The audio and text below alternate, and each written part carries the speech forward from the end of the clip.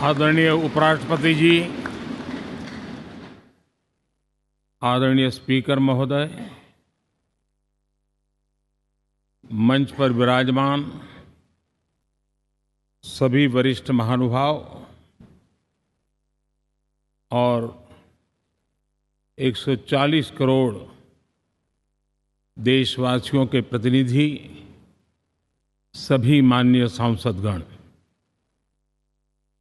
आपको और देशवासियों को गणेश चतुर्थी की अनेक अनेक शुभकामनाएं।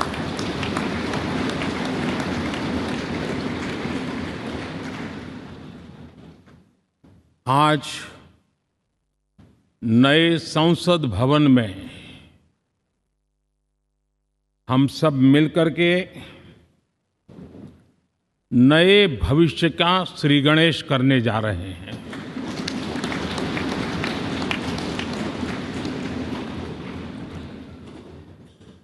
आज हम यहाँ विकसित भारत का संकल्प दोहराना, फिर एक बार संकल्पबद्ध होना और उसको परिपूर्ण करने के लिए जी जान से जुटने के इरादे से नए भवन की तरफ प्रस्थान कर रहे हैं।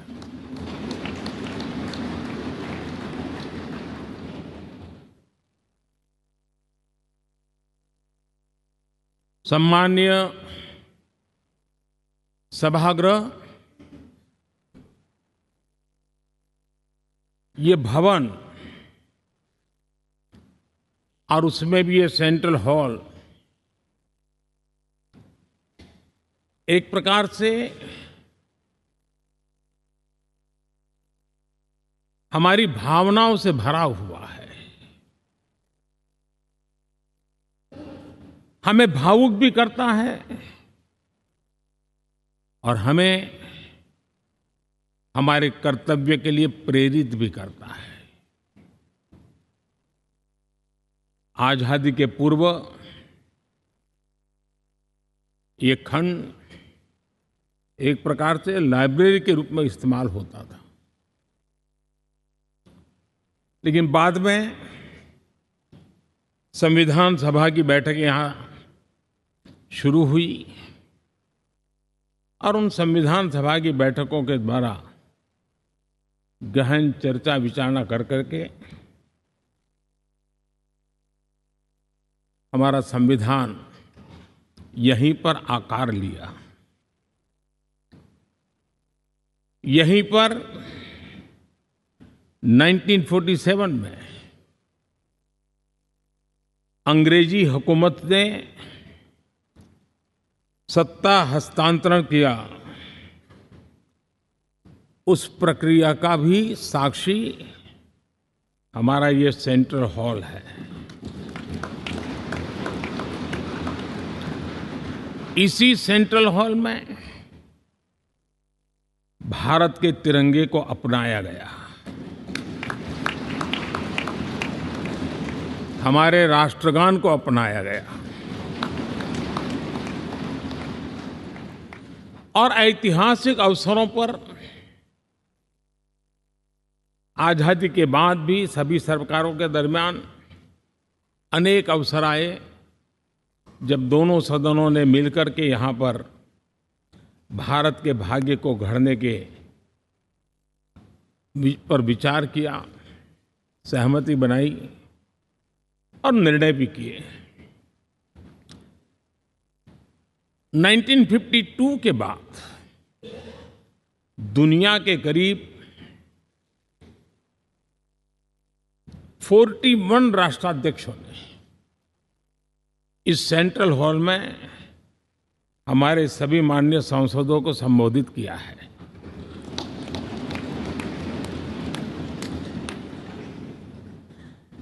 हमारे राष्ट्रपति महोदयों के द्वारा 86 बार यहां संबोधन किया गया है।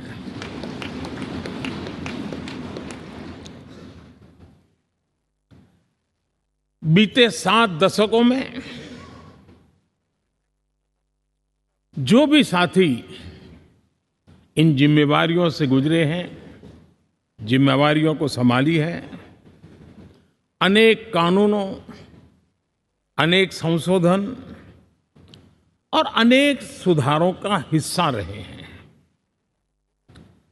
अभी तक लोकसभा और राज्यसभा ने मिलकर करीब-करीब 4000 से अधिक कानून पास किए हैं।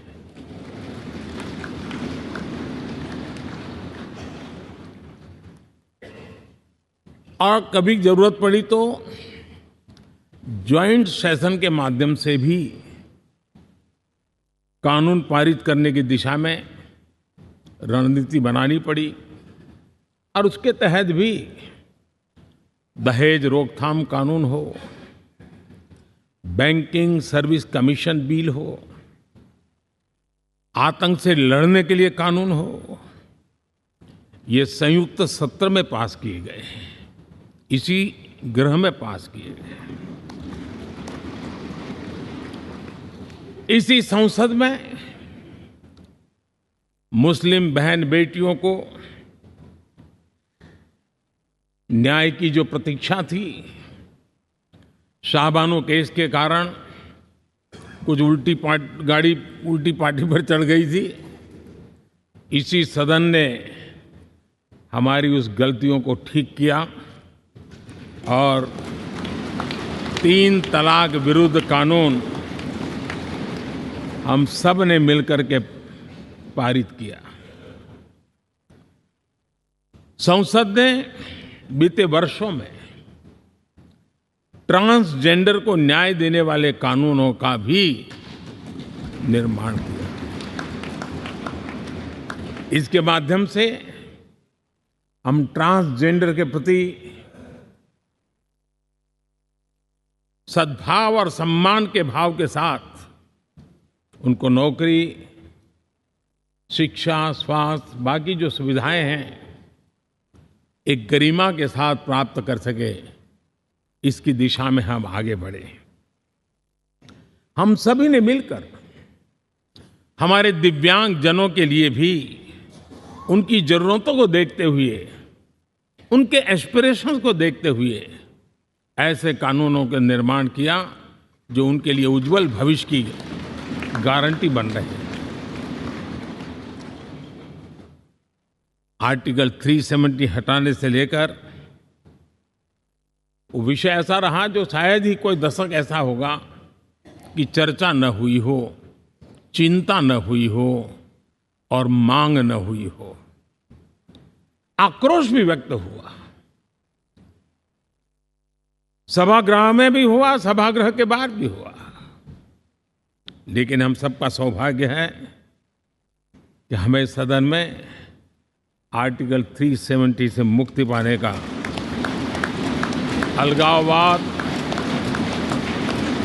आतंकवाद के खिलाफ लड़ाई लड़ने का एक बड़ा महत्वपूर्ण कदम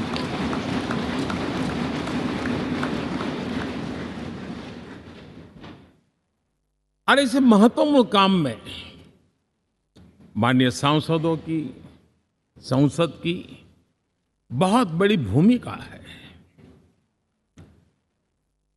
जम्मू कश्मीर में इसी सदन में निर्मित हुआ संविधान हमारे पूर्वजों ने दिया हुआ वो महामूल्य दस्तावेज जम्मू कश्मीर में लागू करते हैं तो इस मिट्टी को प्रणाम करने का मन करता है।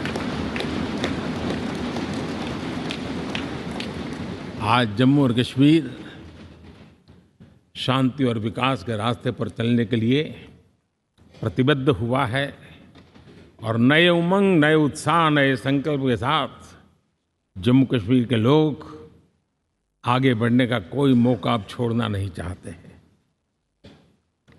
ये दिखाता है कि संसद के सदस्यों ने मिलकर के संसद के भवन में कितने महत्वपूर्ण काम किए हैं। माननीय सांसदगण, लाल किले से मैंने कहा था यही समय है, सही समय है।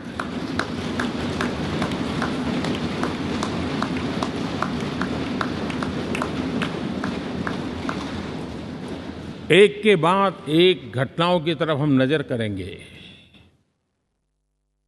हर घटना इस बात का गवाह दे रही है कि आज भारत एक नई चेतना के साथ पुनर्जागृत हो चुका है।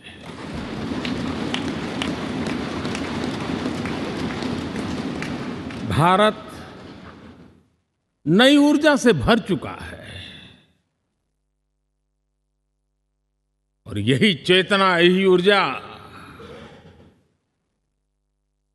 इस देश के कोटि-कोटि जनों के सपनों को संकल्प में परिवर्तित कर सकती है और संकल्प को परिश्रम की पराकाष्ठा कर करके सिद्धि तक पहुंचा सकती है। ये हम देख सकते हैं।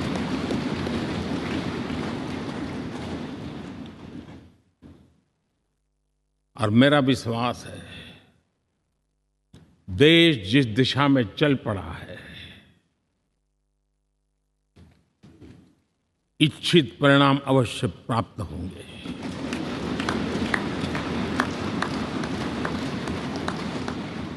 हम गति जितनी तेज करेंगे, परिणाम उतने जल्दी मिलेंगे।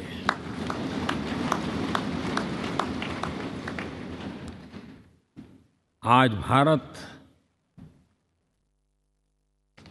5वीं अर्थव्यवस्था पर पहुंचा है, लेकिन पहले 3 में पहुंचने के संकल्प के साथ बढ़ रहा है।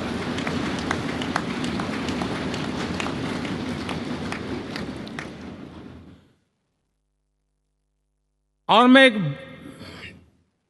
जिस स्थान पर बैठा हूं, जो जानकारियां प्राप्त होती है, उसके आधार पर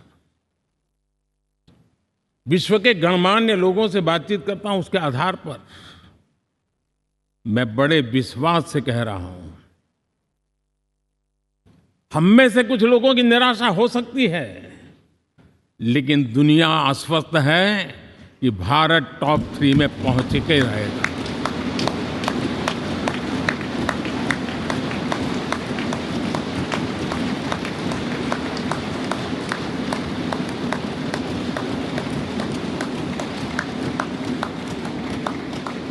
भारत का बैंकिंग सेक्टर आज अपनी मजबूती के कारण से फिर एक बार दुनिया में सकारात्मक चर्चा का केंद्र बना हुआ है।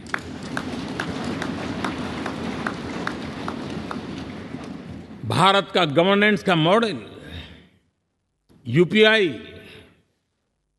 डिजिटल स्टैक,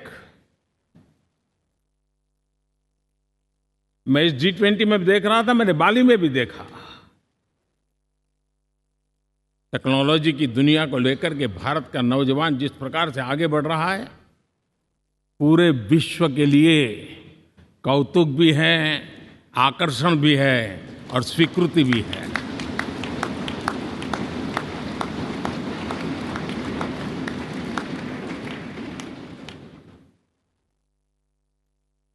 हम सब उस ऐसे कालखंड में हैं, मैं कहूंगा हम लोग एक भाग्यवान लोग हैं।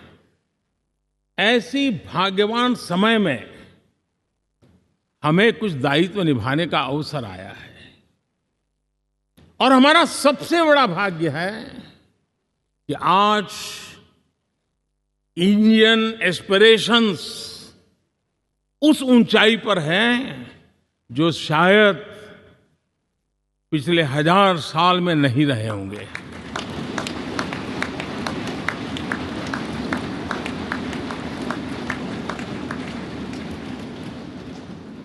गुलामी के जंजीरों ने उसके एस्पिरेशंस को दबोच के रखा था। उसकी भावनाओं को तहस नहस कर दिया था। आजाद भारत में अपने सपने संजो रहा था, चुनौतियों से जूझ रहा था, लेकिन मिलकर के आज जहां पहुंचे हैं, अब वहां वो रुकना नहीं चाहता है। वो एस्पिरेशनल सोसाइटी के साथ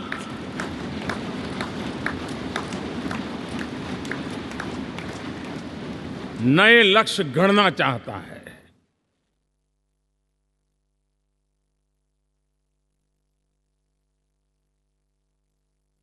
जब एस्पिरेशन सोसाइटी सपने संजोते ही हो, संकल्प लेकर के निकल पड़ी हो, तब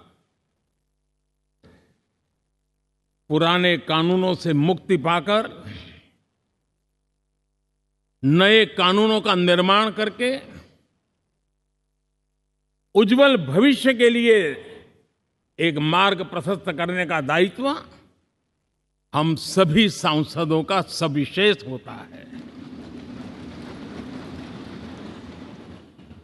संसद में बनने वाला हर कानून, संसद में होने वाली हर चर्चा, संसद से जाने वाला हर संकेत इंडियन एस्पिरेशन को बढ़ावा देने के लिए ही होना चाहिए। ये हम सबकी भावना भी है, कर्तव्य भी है और एक एक देशवासी की हमसे अपेक्षा भी है।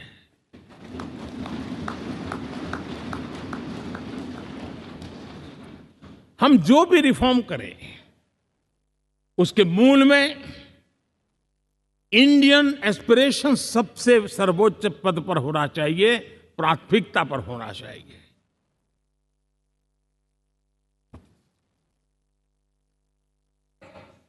लेकिन मैं बहुत सोच समझ करके कहना चाहता हूं, क्या कभी छोटे कैनवास पर कोई बड़ा चित्र बना सकता है क्या?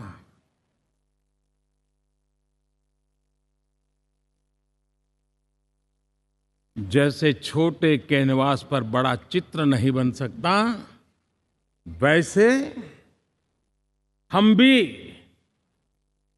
अगर हमारे सोचने के कैनवास को बड़ा नहीं कर सकते तो भव्य भारत का चित्र भी हम नहीं अंकित कर सकते।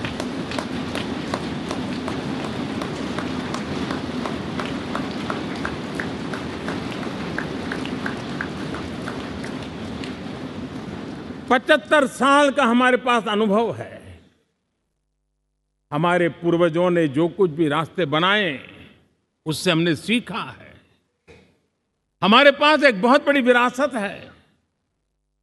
इस विरासत के साथ अगर हमारे सपने, हमारे संकल्प जुड़ जाए, हमारा सोचने का दायरा बदल जाए, हमारा कैनवास बड़ा हो जाए, तो हम भी उस भव्य भारत के चित्र को अंकित कर सकते हैं, उस तस्वीर का खाका खींच सकते हैं, उसमें रंग भरने का काम हम भी कर सकते हैं और आने वाली पीढ़ी को वो भव्य दिव्य मां भारती के हम उनको सुपुर्द कर सकते हैं। दोस्तों,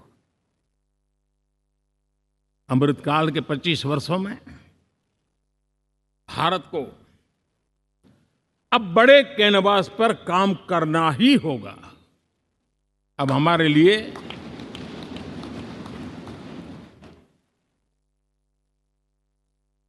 छोटी छोटी चीजों में उलझना वो वक्त चला गया है। हमें आत्मनिर्भर भारत बनाने के लक्ष्य को सबसे पहले परिपूर्ण करना चाहिए और हमसे शुरुआत होती है, हर नागरिक से शुरुआत होती है। और आज दुनिया में भी एक समय ऐसा था कि लोग मुझे कहते थे, हमारे बड़े बड़े बुद्धिजीवी और अर्थशास्त्री लिखते थे कि मोदी आत्मनिर्भर की बात करता है तो मल्टीलेटरलिज्म के सामने चुनौती तो बन नहीं जाएगा, ग्लोबल इकोनॉमी के जमाने में ठीक तो नहीं होगा। लेकिन 5 साल के भीतर भीतर देखा, दुनिया भारत के आत्मनिर्भर मॉडल की चर्चा करने लग गई है।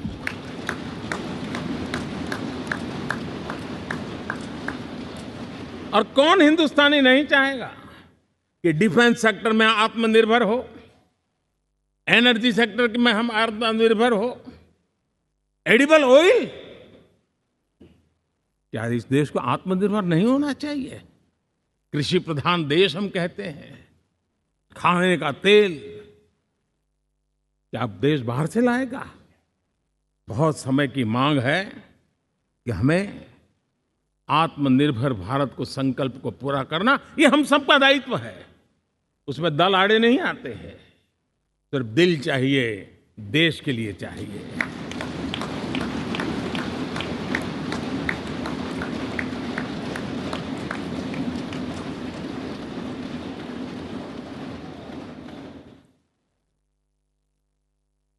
हमें अब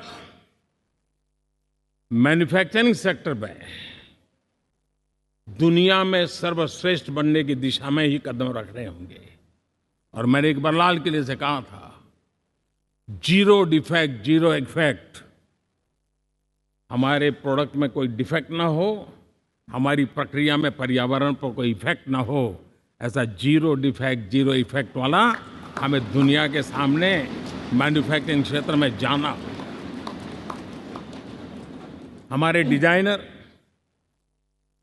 हमारे यहाँ निर्माण हो रही डिजाइन्स, हमारे सॉफ्टवेयर, हमारे एग्रीकल्चर प्रोडक्ट्स, हमारे हस्तशिल्प, हर क्षेत्र में अब हमें वैश्विक मापदंडों को पार करने के इरादे से ही चलना चाहिए।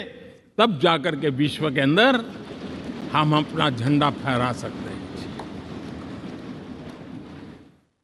मेरे गांव में मेरा सबसे अच्छा माल हो, इतनी बात नहीं चलेगी। मेरे राज्य में मेरा सबसे अच्छा प्रोडक्ट नहीं चलेगा। मेरे देश में मेरा सबसे अच्छा प्रोडक्ट नहीं चलेगा। दुनिया में मेरा प्रोडक्ट सबसे अच्छा होगा। ये भाव मुझे पैदा होगा।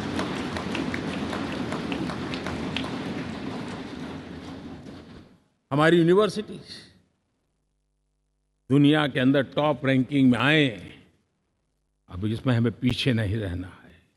हमारे शिक्षा जगत को नई नेशनल एजुकेशन पॉलिसी मिली है, एक खुलापन है, सर्वस्वीकृत बनी है। उसके सहारे अब हमें चल पड़ना है। और दुनिया के टॉप मोस्ट यूनिवर्सिटीज में अभी जब G20 में विश्व के मेहमान आए तो मैंने नालंदा की एक तस्वीर रखी थी वहाँ। और जब मैं दुनिया को कहता था 1500 साल पहले मेरे देश में दुनिया की उत्तम से उत्तम यूनिवर्सिटी हुआ करती थी, तो उन सुनते ही रह जाते थे। लेकिन हमें उसे प्रेरणा लेनी है, पर प्राप्त तो अभी करके रहना है। ये हमारा संकल्प होना चाहिए। आज हमारे देश का नौजवान खेल जगत के अंदर दुनिया में हमारी पहचान बना रहा है। टियर 2, टियर 3 सिटी से, गांव, गरीब परिवारों से, गांव से देश के नौजवान, देश की बेटे बेटियां आज खेलकूद के जगत जीवन में हमारा नाम रोशन कर रही है। लेकिन देश चाहता है और देश का संकल्प होना चाहिए कि अब खेलकूद के हर पोडियम पे हमारा तिरंगा भी लहराता होगा।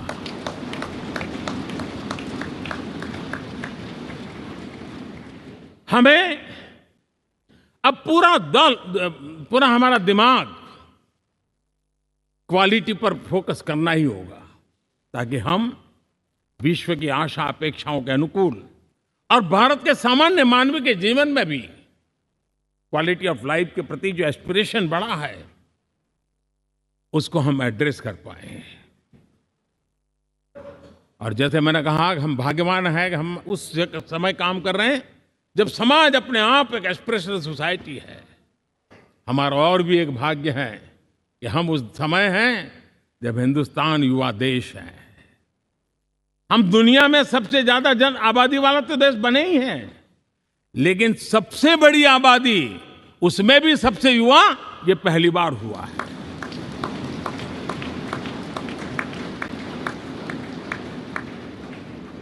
जिस देश के पास ये युवा शक्ति हो, युवा सामर्थ्य हो, तब हमें उसकी टैलेंट पे भरोसा है, हमें उसकी संकल्प शक्ति पे भरोसा है, उसकी साहस में हमें भरोसा है।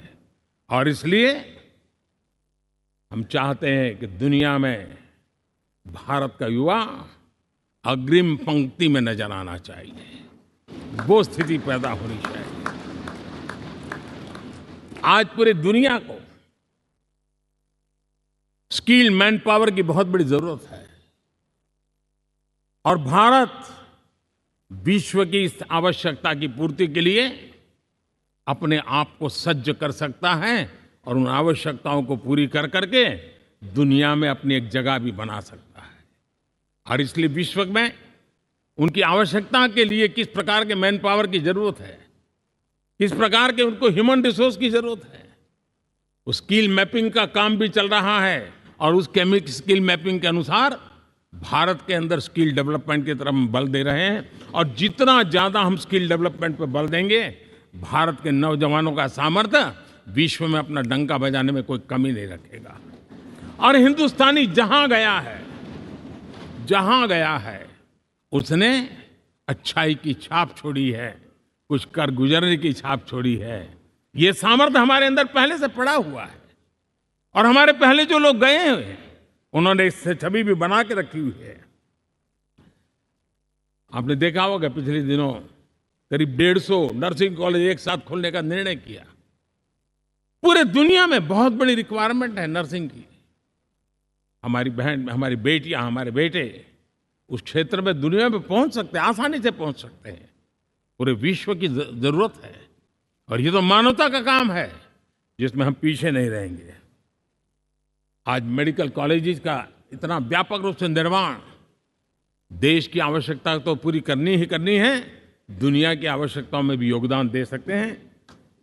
कहने का तात्पर्य यही है, हर छोटी चीज पर बारीकी से ध्यान देते हुए, उस पर अपना ध्यान केंद्रित करते हुए हमें आगे बढ़ना है। हमें भविष्य के लिए सही समय पर सही फैसले भी लेने होते हैं। हम फैसलों को टाल नहीं सकते। हम राजनीतिक लाभ नुकसान के गणा भाग के अंदर अपने आप को बंधी नहीं बना सकते हैं। हमें तो देश के एस्पिरेशन के लिए हिम्मत के साथ नए निर्णय करने होते हैं। आज सोलर पावर के सफल मूवमेंट्स हमारी भावी पीढ़ी के लिए एनर्जी क्राइसिस से मुक्ति की गारंटी दे रहा है। आज मिशन हाइड्रोजन आने वाले दिनों में जो एनवायरनमेंट की चिंता है, जो टेक्नोलॉजी में बदलाव आ रहा है, उसके समाधान का रास्ता देने का सामर्थ्य रखती है। आज हमारा सेमीकंडक्टर जिस प्रकार से जीवन चलाने में हमारे हृदय की जरूरत रहती है, वैसे ही आज हमारी टेक्नोलॉजी चिप्स के बिना चल नहीं सकती। और सेमीकंडक्टर उसके लिए बहुत अनिवार्य हैं। उस दिशा में हम आगे जाकर के इलेक्ट्रॉनिक मैन्युफैक्चरिंग में कोई रुकावट ना आए और जीवन कहीं अटक न जाए, उसलिए एक बहुत बड़ी मात्रा में हम काम कर रहे हैं। जल जीवन मिशन, हर जिले में 75 अमृत सरोवर, हमारी भावी पीढ़ी को, हमारे बच्चे उनको कभी पानी के बिना तरसना न पड़े, इसकी चिंता हम आज कर रहे हैं। विश्व के बाजार में हमारा हर व्यापार कारोबार पहुंचे, कॉम्पिटिटिव ताकत के साथ खड़ा रहे, लॉजिस्टिक सिस्टम को और अधिक कम खर्च वाला बनाना, एफिशिएंट बनाना, उस दिशा में हम बहुत नीतियां लेकर के चल रहे हैं। आज समय की मांग है कि भारत का एक ऐसा भारत का हम निर्माण करें। नॉलेज, इनोवेशन, ये समय की मांग है और दुनिया में हमें अग्रिम पंक्ति में जाने का ये रास्ता भी है। और इसलिए पिछले हमने समय नेशनल एजुकेशन पॉलिसी के साथ साथ टेक्नोलॉजी के बढ़ावे के लिए हमने रिसर्च और इनोवेशन का एक कानून भी पारित किया है, ताकि हमारे देश के नौजवानों को इस इनोवेशन के और चंद्रयान 3 की सफलता के बाद देश के नौजवानों के मन में विज्ञान की तरफ आकर्षण बढ़ रहा है। हमें मौका गंवाना नहीं है। हमारी युवा पीढ़ी को हमने रिसर्च और इनोवेशन के लिए पूरे अवसर देने हैं और इस इकोसिस्टम को बनाने के लिए हमने एक उज्जवल भविष्य के निर्माण की नींव रखी है। आदरणीय बंधुगण, सामाजिक न्याय ये हमारी पहली शर्त है। बिना सामाजिक न्याय, बिना संतुलन, बिना समभाव, बिना समत्व हम इच्छित परिणामों को घर के भीतर प्राप्त नहीं कर सकते। लेकिन सामाजिक न्याय की चर्चा बहुत सीमित बन के रह गई। हमें उसको व्यापक रूप में देखना होगा। हम किसी गरीब को कोई सुविधा दें, किसी समाज में दबे कुचले व्यक्ति को कोई सुविधा दें, वो तो सामाजिक न्याय की एक प्रक्रिया है। लेकिन उसके घर तक पक्की सड़क बन जाए ना, वो भी सामाजिक न्याय के लिए उसको मजबूती देती है। उसके घर के नजदीक में बच्चों के लिए अगर स्कूल खुल जाए तो वो भी उसको सामाजिक न्याय की मजबूती देती है। उसको बिना खर्च अगर आरोग्य में समय की जरूरत पड़े वो मिले, तब जाकर के सामाजिक न्याय की मजबूती मिलती है। और इसलिए जिस प्रकार से समाज व्यवस्था में सामाजिक न्याय जरूरत है, वैसा ही राष्ट्र व्यवस्था में सामाजिक न्याय की आवश्यकता है। अब देश का कोई हिस्सा पीछे रह जाए, अविकसित रह जाए, ये भी सामाजिक न्याय के खिलाफ है। दुर्भाग्य से देश का पूर्वी इलाका, भारत का पूर्वी भाग जो समृद्धि से भरा हुआ है, लेकिन वहां के नौजवानों को रोजगार के लिए दूसरे इलाके में जाना पड़ रहा है। ये स्थिति हमें बदलनी है। हमारे देश के उस पूर्वी भाग को, इलाका को समृद्ध बना करके सामाजिक न्याय की मजबूती भी हमने देनी है। असंतुलित विकास, शरीर कितना भी स्वस्थ क्यों न हो, लेकिन एक उंगली को भी अगर लकवा मार गया है तो शरीर स्वस्थ नहीं माना जाता है। भारत कितना ही समृद्ध हो, लेकिन कोई अंग उसका दुर्बल रह जाए तो भारत समृद्धि में पीछे है, मानना पड़ेगा। और इसलिए हम सर्वांगीण विकास के पक्ष में, सामाजिक न्याय की उस ऊंचाई को प्राप्त करने के पक्ष में, दिशा में हमें आगे बढ़ना है। चाहे पूर्वी भारत हो, चाहे नॉर्थ ईस्ट हो, हमें उन चीजों को प्राप्त करना। और उसी लिए जो रणनीति कितनी सफल हुई है, 100 एस्पिरेशनल डिस्ट्रिक्ट पर विशेष काम किया, नौजवान अफसरों को लगाया गया, एक स्ट्रेटेजी बनाई गई। आज दुनिया उस मॉडल की चर्चा कर रही है। और आज 100 डिस्ट्रिक्ट, देश के कोने कोने में जो पीछे माने जाते थे, उसको बोझ मान लिया गया था। आज स्थिति ये बनी है कि वो 100 डिस्ट्रिक्ट अपने अपने राज्य में लीड कर रहे हैं, राज्य की एवरेज से भी ऊपर जा रहे हैं। और इस सफलता को देख करके, सामाजिक न्याय की इस भावना को मजबूत करते हुए 100 डिस्ट्रिक्ट में से आगे बढ़ करके अब जमीनी स्तर पर ले जाने के लिए 500 ब्लॉक तक उनको एस्पिरेशनल डिस्ट्रिक्ट ब्लॉक के नाते आइडेंटिफाई करके उसको मजबूती करने देने का काम चल रहा है। और मुझे विश्वास है ये एस्पिरेशनल ब्लॉक्स हैं, वो एक विकास का नया मॉडल बनने वाले हैं। वो एक प्रकार से देश के विकास के एक नए ऊर्जा केंद्र बनने की संभावना रखते हैं। और उस दिशा में भी हम आगे बढ़ रहे हैं। माननीय सांसदगण, आज विश्व की नजर भारत पर है। शीत युद्ध के समय हमारी पहचान कूटनिरपेक्ष देश के रूप में रही। उस समय की जो जरूरत थी, उसके जो लाभ होने थे, उस समय से हम गुजरे हैं। लेकिन अब भारत का स्थान कुछ और बना है।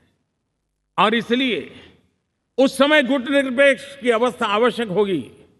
आज हम उस नीति को लेकर के चल रहे हैं, जिस नीति को अगर हमें पहचानना है तो विश्व मित्र के रूप में हम आगे बढ़ रहे हैं। हम दुनिया से मित्रता कर रहे हैं, दुनिया हमारे में मित्र खोज रही है। ये शायद विश्व में एक भारत ने, और दूरी नहीं, हो सके उतनी निकटता, उस रास्ते पर चल करके भी हम अपने विश्व मित्र के रूप में भाव आज सफलतापूर्वक आगे बढ़ा रहे हैं। और मुझे लगता है कि इसका लाभ आज भारत को हो रहा है। भारत आज दुनिया के लिए एक स्टेबल सप्लाई चेन के रूप में उभर रहा है। और आज विश्व की ये जरूरत है। और उस आवश्यकता की पूर्ति करने का काम G20 में भारत ग्लोबल साउथ के आवाज बनकर के उभरा है। ये बीज G20 समिट में जो बीज बोया गया है, मेरे देशवासी आने वाले समय देखेंगे कि वो ऐसा वटवृक्ष बनने वाला है, ऐसा वटवृक्ष बनने वाला है, विश्वास का ऐसा वटवृक्ष बनने वाला है जिसकी साया में आने वाली पीढ़ियां सदियों तक एक गर्व के साथ अपना सीना तान करके खड़ी रहेगी। ये मुझे विश्वास है।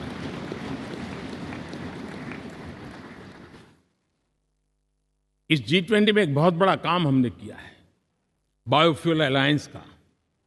हम विश्व के नेतृत्व करते रहे, दिशा दे रहे हैं, और विश्व को बायोफ्यूल अलायंस में दुनिया के सभी देश देखते ही देखते उसकी सदस्यता ले रहे थे, और एक बहुत बड़ा आंदोलन खड़ा होने जा रहा है, और जिसका नेतृत्व ये हमारा भारत कर रहा है।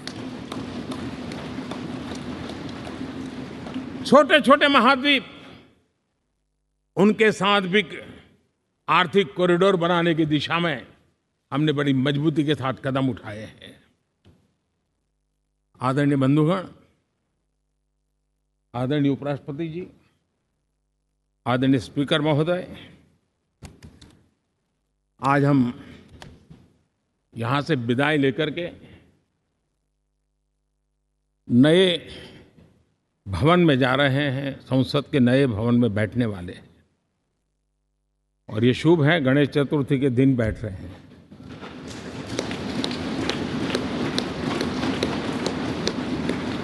लेकिन मैं एक आप दोनों महानुभावों को एक प्रार्थना कर रहा हूं, एक विचार आपके सामने रख रहा हूं।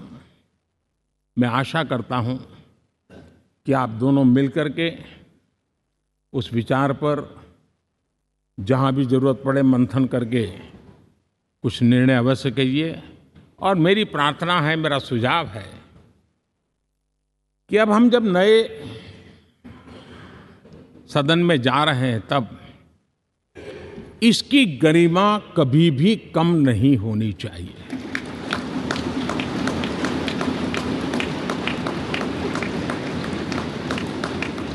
इसे सिर्फ पुरानी पार्लियामेंट कह करके छोड़ दें, ऐसा नहीं होना चाहिए।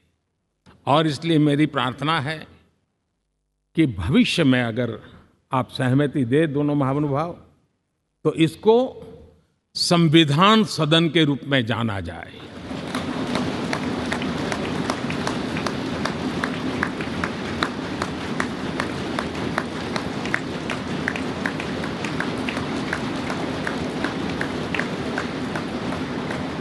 ताकि ये हमेशा हमारे रक्षा के लिए हमारी जीवन प्रेरणा बनी रहेगी।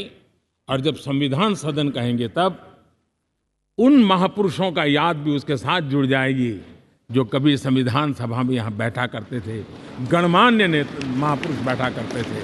और इसलिए भावी पीढ़ी को ये तोहफा भी देने का अवसर हमें जाने नहीं देना चाहिए। मैं फिर एक बार इस पवित्र भूमि को प्रणाम करता हूं। यहाँ पर जो तपस्या हुई है, जन कल्याण के लिए संकल्प हुए हैं, इसको परिपूर्ण करने के लिए 7 दशक से भी अधिक समय से जो पुरुषार्थ हुआ है, उन सबको प्रणाम करते हुए मैं मेरी वाणी को विराम देता हूं और नए सदन के लिए आप सबको शुभकामनाएं देता हूं। बहुत बहुत धन्यवाद।